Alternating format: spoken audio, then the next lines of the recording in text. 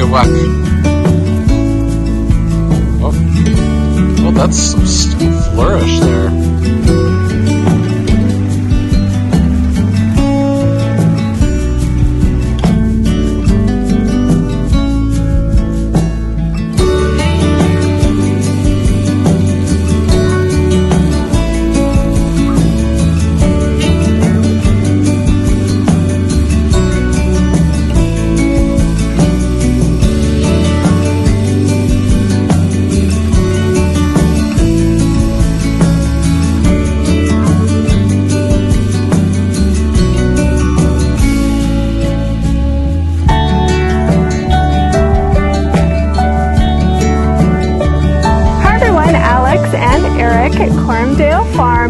We are melting in this heat, and there is not a ton actively going on the property, just a lot of maintenance. So we thought it would be helpful maybe for our Tuesday video to just sit down and talk a little bit about what's going on and some struggles and successes we're having and what's going on from a maintenance standpoint, since this is not the time really to be planting anything new, and a lot of things are still growing and aren't quite at the full bloom or harvest stage yet. So we're kind of in a keep everything alive for the harvest in August and September mode. And it's also just super hot and we don't want to be outside. I'm going to kick off with the first question of customer derived thoughts. No, actually nobody's asking us any questions because... Customer. Just the two of us. Just the two of us. We don't have a customer. Our thoughts. Our thoughts. Nobody's commenting and asking us these questions, but I'm going to say frequently asked questions. In our minds. Of our budding farm. So, I think coming into this, I have zero experience with the farm life at all, and I always kind of looked at a small patch that you would see some people do, and you would think, oh, look at that cute little farm. Aw, weenie garden. Little weenie farm. So cute. And I thought, we're just going to have a couple 2,000 square foot patches in this raised bed behind us, and how much work can that really be? A lot. Yeah. Hours and hours and hours. So, my thoughts on starting a farm overall is, holy cow. And in Oklahoma, pretty much the spigots turn off in July, so it's clear that we need to really think through irrigation. I mean the rain stuff. The rain the stuff. spigot of water. It's like, it's off. It's not raining. Oh, because I was going to say, like, all of our spigots are on. No, all the time. The Lord's spigot. The spigot of the Lord. The spigot of the Lord. Like, what are you talking about? The spigot has been turned off. Okay. I'm not going to say Mother Nature turned off the spigot. No, the Lord has. Yeah, it's clear that here in July, and as much as you can research about a place, it's hard to like really understand a place before you just live in it. But also, like, this has to be said. Of course, when we move here, we're just like breaking records all over the place. Like, May was the windiest month on record. June was the wettest month on record. Now we've gone like a month without precipitation.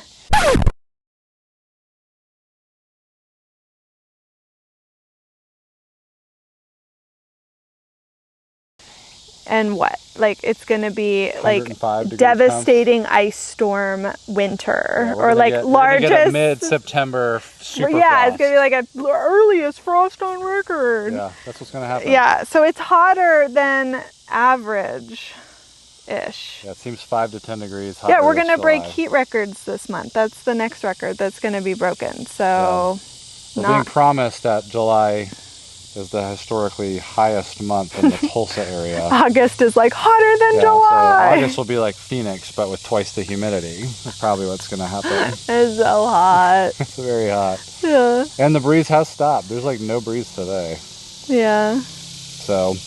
But that all is to say, like, you can look online and you can look at data, but sometimes it just doesn't end up that way. Is just putting it into action, right? Just get out there and actually doing it and seeing the amount of work to just grow small patches, and it's considerable to grow just probably about 5,000 square feet of growing space, and we're already talking about the next fields. The other aspect is the soil, and a lot of that we're learning with that. And so that's going to be a multi-year journey, I think. I'm really interested in how to make the soil better, and we've really been convicted in the last few months, even more so, just the need to connect, not in a cheesy way with the ground, but just as God's creation. And You mean you don't it. want the ground to speak to you? Yeah, the ground isn't speaking. The ground is telling me, leave me alone. And I'm saying, I will conquer you. Dominion is mine. Yeah. But it's going to take a couple years to, I think, really get better soil here. And being in our first year, I'm pleasantly surprised at how well. And I'm not talking about what's behind us. And when you say soil, you're largely talking about like the soil structure itself, the nutrients plus the structure, because we don't have heavy clay, but we clearly have clay. And when it was really rainy in the spring, we could make like pottery, it felt like, from it. And then now when it's hot, we could like build the pyramids with our clay bricks. Right. And when you start changing the structure, you don't have those drastic swings, and it's fluffier, which will make planting easier. It'll be easier on the roots, that sort of thing. Yeah, I mean, incorporating more organic matter, kind of getting the Bermuda grass out of it, and how we're going to work with that. Which we're making progress on. Yeah, we've learned, so that to report that the silage, we need to just come up with the pronunciation and stick with it. Silage. The silage tarp did help. Like, I think an incredible amount. I think it did. Beating back. We thought it looked so lame when we unveiled it, and we were like, thought it would be like dead and biodegraded and mostly brown, and the grass was just like, hi. We're here still. But it clearly was in its death throes. So there's one field that we had that for 2 months, and then that one we tilled, and that's where most of the flowers have grown. And the exposed soil, it still gets grass. But not. But the lower field in the like corn patch. The pumpkins, yeah. Well, like in where you were going to plant the corn, it has been absolutely, and if you saw it in our last tour, well, I think I cut it out. But you have footage of it. You could put it in the end. Because it's a clown show. It's a clown show. I'm growing natural grasses now. It's an absolute clown show. It just, I tried to weed it. I mean, the grass is as strong as it could possibly be because it's being watered every day. That's right, we're irrigating it. We're just growing wild grasses. Can we fix that tomorrow, please? Learning how to farm here in their first year has been an immense eye-opener. And so I think it's really cool to do it and to speak from the experience of where we're at. And I'm looking forward to getting better at it and also seeing how much a difference next year will be. Yeah, what next year will be with the soil and what drama. Crops we'll kind of dial in on, will we get to a point with this does really well and we enjoy growing it, and like this is, and also seasonally, an enraging waste of time. Bug pressure. Bugs. It's biblical out here. I have seen, I think, like every bug that I could identify, like good and bad. So some bugs, we have no idea what they are. So I'm thankful we have good bugs. Can you imagine like what it would be like if we didn't have some of the beneficials? But there's also... It's like this great battle waging between the good bugs and the bad bugs. And it's... Is this a Lord of the Rings reference? No, I'm just thinking of like, there's the evil kingdom and the good kingdom. It's like the famous Hollywood trope where they're... Will good defeat bad? The bad have higher numbers. They're outmanned. No, it's an agreement that, there should be this perfect ebb and flow between good and evil. Like, no, it's one of those, like, the bad guys outnumber the good guys so aggressively, but can they still win? When you bring in the grasshoppers. Yeah, the grasshoppers. But also, can we talk about the amount of spiders there are on this property? Like, I hate bugs. Prior to moving here, I jumped at any bug I spazzed out about. And now it's like, oh, that's only a 2-inch in diameter spider, not a 3-inch. I'm not even going to move. Like, I've had to learn to cope because of the amount of spiders. Whew, yeah, there's some big ones. I mean, most of them are like... They're getting bigger and fatter. Like $1/2. No, not bigger than $1/2 size. And they're everywhere. But they're good bugs, so like I don't want to kill them. Like they're eating and doing something in order to grow in such magnitude and might. So I don't want to kill them. They're my friends, but like long distance friends. Like, can you like not be sitting right on the cucumber I'm about to harvest, but like they're some so big, space. like you can actually look into their eyes. Yeah, so tons of bugs. Our biggest culprits, though, to narrow it down, are the grasshoppers and the squash bugs.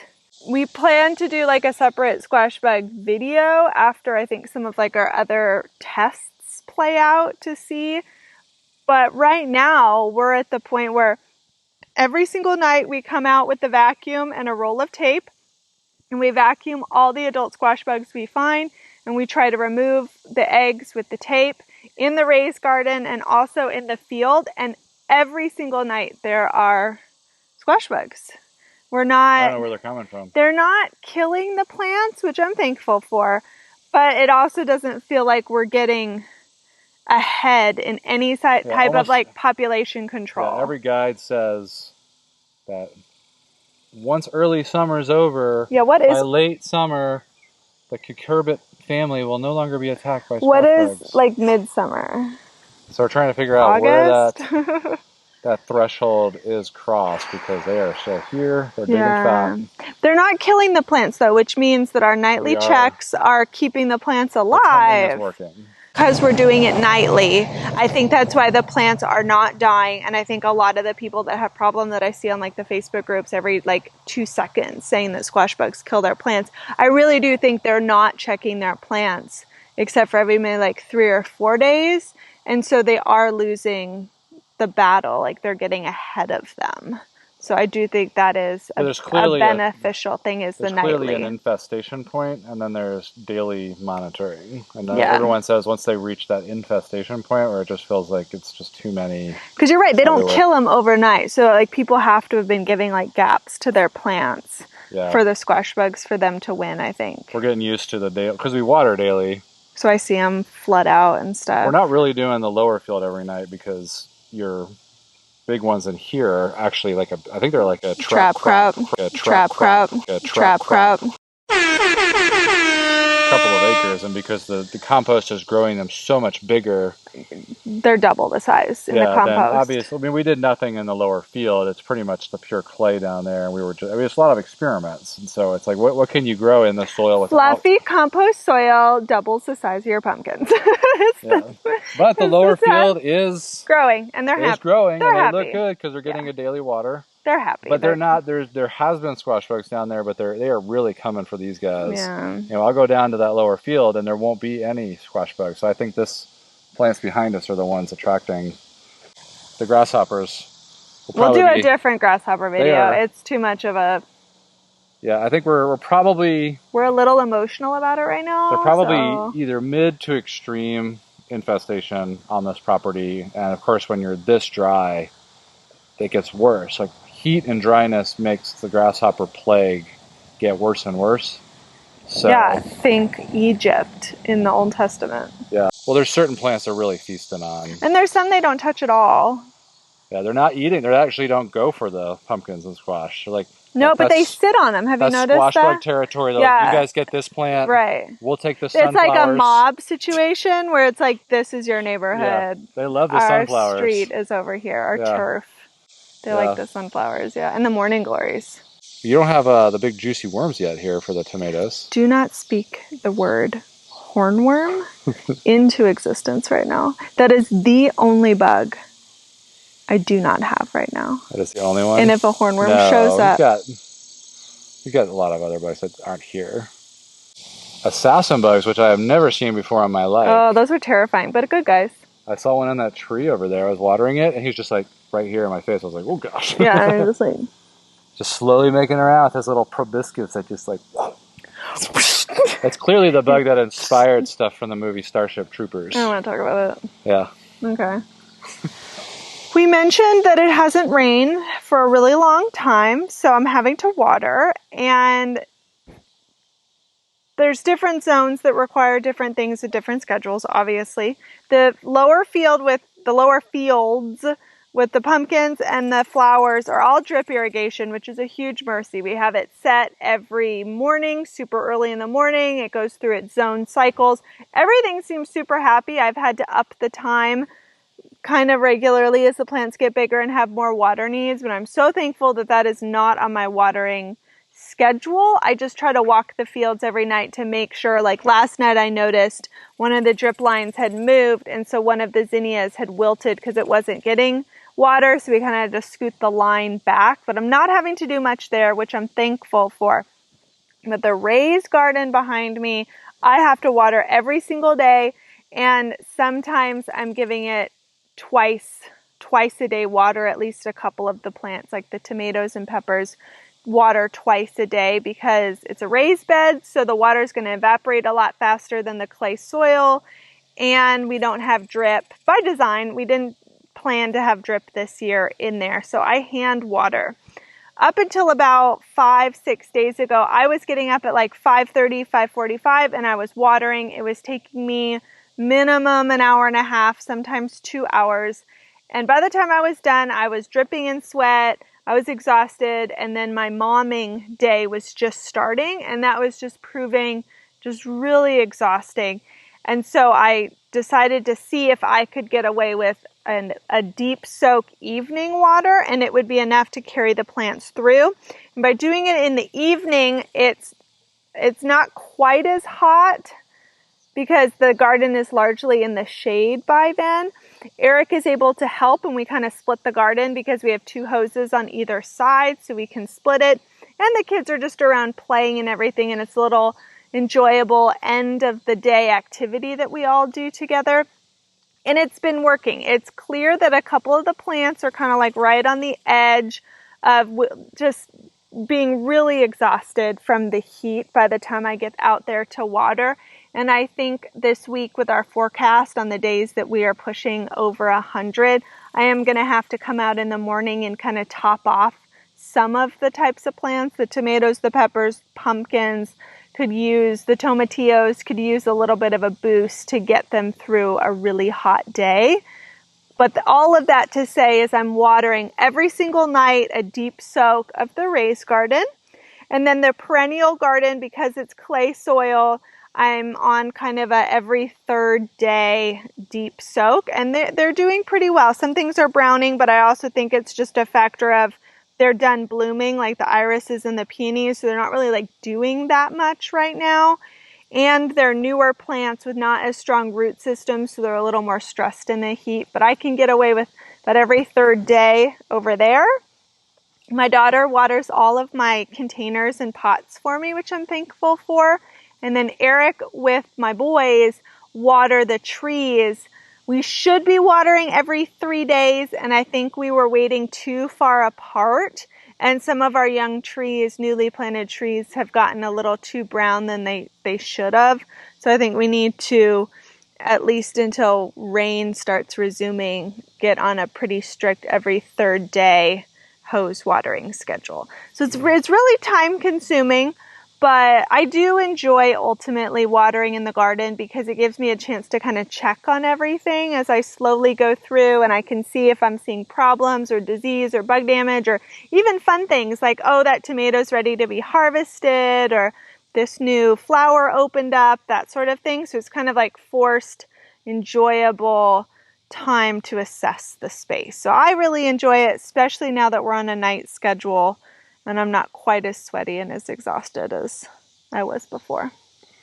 Yeah, I think next year, though, I'm going to make a lot of irrigation upgrades to just make life easier. And there'll still be a lot of hand watering to do. But I'm going to probably do the whole perimeter of the garden. That'll cut down so much of my time. It's just going to be hard right now to put it in with all the plants in. I have the material, but we were kind of debating. I'll probably do drip irrigation out in the perennial garden just to take that off. It clearly, I mean, like I couldn't imagine. We were debating not doing any. If we hadn't have done irrigation in the field, I probably would have quit because of the time. It would have been a full-time job just watering, and it's a good foresight. Thank you for forcing that. And learning. So yeah, I mean the drip irrigation though in the flower beds out there, it's like It's fantastic. all the flowers look great, Which is why if we can run it here just on the perimeter, it's going to be great. and it will help us save money ultimately than those deep soak because it's just the soil will absorb it without runoff. But now that we're doing the evening, we're going to get a lot less evaporation than when I was doing it in the morning. So that's a good thing. So what is the best vegetable you're growing? Okay. And then what's the best flower that you're seeing success with so far? Okay. And talk about those, and then we'll kind of hit that on the reverse side. Okay. So the best vegetable actively right now are my cucumbers. I'm growing one Boston Pickling Climber and then a Space Master 80. And I'm growing like 10 of them. Space Master 80? Yeah, That those sounds are like the an as seen on TV. The Space Master 80. Those are the cucumbers. 4 payments of $19.99. You could have You cucumbers. too could have a Space all Master summer 80. long. I think that's what it's called, unless I just gave it a horrible name. Space Master 80. Shut up. I think it is. But I am like cranking out cucumbers right now, which is super fun because some of the other vegetables are just not yet at ripeness or they're just stressed from the heat. But cucumbers are super happy. I have canned probably over 20 pints and quarts now of bread and butter pickles and dill pickles and pickle chips and pickle spears. This afternoon, I'm prepping to make like a relish, like a cucumber and pepper relish. So they're doing really well. Although tonight when I was watering, there were 2 squash bugs in the cucumbers. So I think they're getting greedy and going from this because it's cucurbits. That's a cucumber too. Yeah. And so I think they're getting greedy and kind of transferring over, which I hope I can defeat them. But I also wouldn't be surprised that like if in the next 2-3 weeks, they're kind of like, okay, like we've done a great job for you. We're dead. And I pull them out and I start thinking about fall planting like carrots and stuff like that in that space. But right now, cucumbers are fantastic. I am loving them. Yeah, they've been delicious too. Yeah, and they've been really There was yummy. a few bitter ones Space up Master. front, but then The Space Master. well, I mean, you were really worried because you're like, I don't know when to get them. Yeah. But then, like the ones you've been getting have been good. Yeah, now. they've been really good. So I'm thankful for that. Yeah. So super happy with the cucumbers. The best flower is clearly the sunflowers. They are growing. I have a bunch of different varieties in the raised garden. I've got like the super tall, like giant beasties. I got like the short fence height ones. I am going to go through and cut down the ones that are spent. And I already sowed another planting like between their little stalks in the bottom. So I'll get a second flush of sunflowers in the raised garden. They are really providing a lot of like dappled shade in the garden, which is super nice. I didn't think about, and that's going to be part of my planning for next year so that not everything has to be shade cloth, but I could get strategic and like literally planting walls of sunflowers to kind of help with some shade. And then in the field, my pro cut sunflowers that are irrigated and have been bug treated, they look exactly like they should. I harvested one for myself to see if there was going to be any bug damage or petal damage and stuff. And it opened up in a vase in the house, and it's literally perfect, right? The one in the arrangement. Yeah. We'll put a picture. It's perfect. So I'm super happy about the sunflowers, and they're doing well in the heat. They're not wilting. They don't seem that stressed. They're getting enough water. So sunflowers are a huge win right now. And I'm going to plant even more of them next year, even if you hate them. Well, I haven't seen these Pro Cut ones. You saw the one in the arrangement, the bicolor that you really loved? You clipped that from like the big ones that were not. Those were Pro Cuts. You just those are Pro Cuts. They were just the spacing was. They were direct sowed. Yeah, exactly. Okay. Yeah, I mean, like I think you could list a lot of flowers that are doing really well. Well, when they're the petite size, they're really pretty. It's the sunflowers that like look like ogre faces. Of your flowers seem like they're all doing pretty well. Mm-hmm. I don't really have flower complaints. Like the zinnias and the cosmos. Like those zinnias I'm blown away by. And they're huge. I didn't even know that word until about a week ago. So, but I mean, they're absolutely stunning now, those double zinnias. Some really of the pretty colors they're producing, and they look great. Yeah. They're not stressed. They love the heat. They're just like, bring it on. I think it's really growing. It's positive out there. Like if you ignore the grasshoppers that like jump all out of them when you walk by, they look really good. Yeah. So I'm happy. Well, I think that's like the sunflowers, like these big old bruisers are what they like to chomp on. Yeah, which is what I want to plant like along here for sun shade next year. Yeah, I'm really blown away by those gladiolas that you put out there. I thought they would just not come up at all. One of them has a flower stalk, my Oh, first one I've nice. seen. So yeah, everything out there, I'm really impressed by the summer Thank flowers. you. So I mean, those are all of them seem to Well, be you doing didn't really say you were well. impressed with me. You were impressed with the flowers. Well, I said obviously, thank you. she's doing a lot of stuff I don't even see with treatments and fertilizers and Yeah. sprays. Okay. What about least I don't know. I mean, nothing successful has been, vegetable? well, nothing has truly been like an outright failure, like complete failure. I think the closest thing was the 2 squash plants I completely, well, 3 that I completely lost and dramatically threw over the fence. I feel like that's truly been the only plants that are like from the May planting are no longer in the garden. So yeah, I would say like those squash, but I still harvested some and I still have another round that I've planted. So there's still a chance that it'll be a success. So that early squash, I'm not doing that next year. I'm not planting squash in May. I'm going to wait until July at the earliest. But I do wonder if then they would go for the cucumbers more aggressively early. Oh, maybe you're right. But I can still do the trap pumpkins, and they can go to the pumpkins. I think we need to just have trap plants for those little jerks. Okay. But I would rather do trap pumpkins than trap squash, and then just plant like other squash later. Yeah. But that's why we have a long growing season here. So many of these channels we see are like, I've got 3.5 weeks to grow everything. Yeah, like in Wisconsin.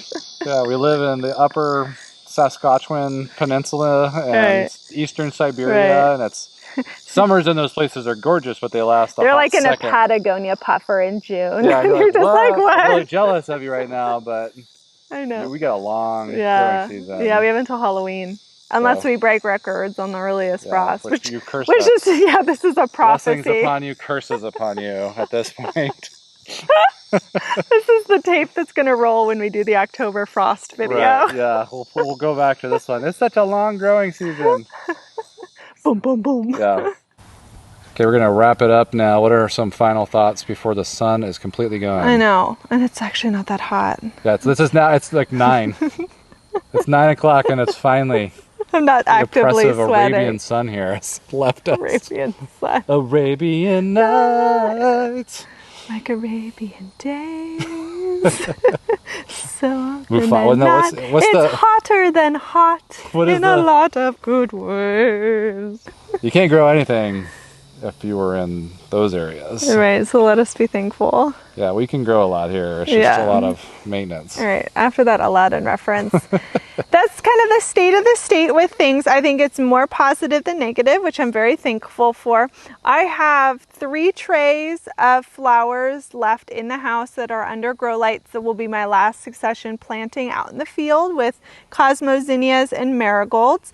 And then I am going to continue to plant every 2 weeks hundreds of sunflowers to get me all the way through the end of October, and it's looking like we might have an opportunity to sell especially sunflowers at some fall festivals in the area. So I want to make sure that I'm prepping timeline properly for when I'm starting seeds and planting them out. And since, like I said, the sunflowers seem to be so happy, that's kind of where I'm shifting my focus now for new plantings, is like really heavy on the sunflowers because they're doing so well and people love sunflowers in the fall. Sunflowers and dahlias are the big hits. So I'll be continuing to do that and largely just watering and bug control and keeping everything happy. The plants are largely in survival mode right now because of our temperatures, but once we start to decline a bit and we have cooler nights, my tomatoes, my peppers are going to start ripening. I'm going to be doing some fall vegetable planting and things are going to start actually transitioning into harvest phase here in a month or so, and that's all going to be from the efforts of keeping them alive, shaded, and watered now. So can't slack off or I'll pay the price in the fall.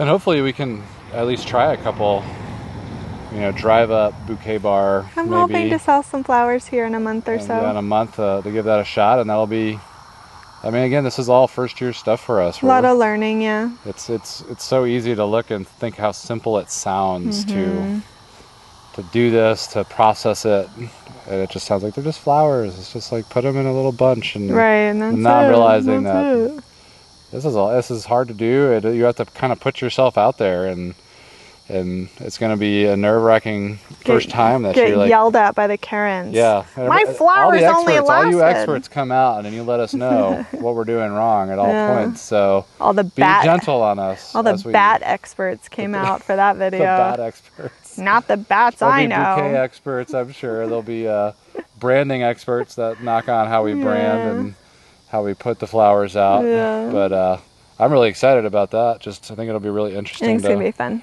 To process. We'll and document all of it. Yeah. So yeah. So I hope you enjoyed this update and just other shots we included in the video of just what the garden looks like right now. And come back in later videos for additional updates, my new plantings, and the flowers that are really going to start pumping out blooms here before I know it. Bye.